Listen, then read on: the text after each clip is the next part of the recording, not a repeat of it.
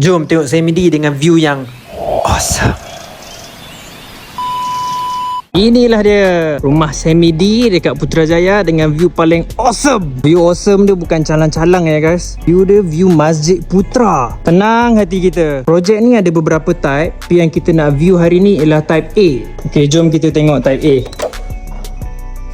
Type A ni ialah 4 story Semidi, 1 floor dekat basement dan 2 floor dekat atas. And then right in front of the door ialah living area. Ruang dapur tu pula memang luas. This will be your dry area, and just beside ialah wet kitchen.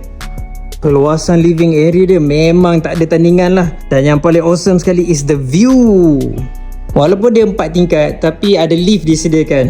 Abang kakak tak perlu risau ya. Dekat underground level ni mostly ialah maids dengan laundry room dekat situ, dan a common area with a balcony attached. Balcony dia pun luas, so you guys boleh buat macam-macam aktiviti kat bawah ni. And then there's the staircase right from the main entrance. Keluar je dari lift to the first floor, there will be a living area dengan 3 bilik disediakan. 2 bilik untuk anak-anak will be over there, dan master pula di sebelah sini.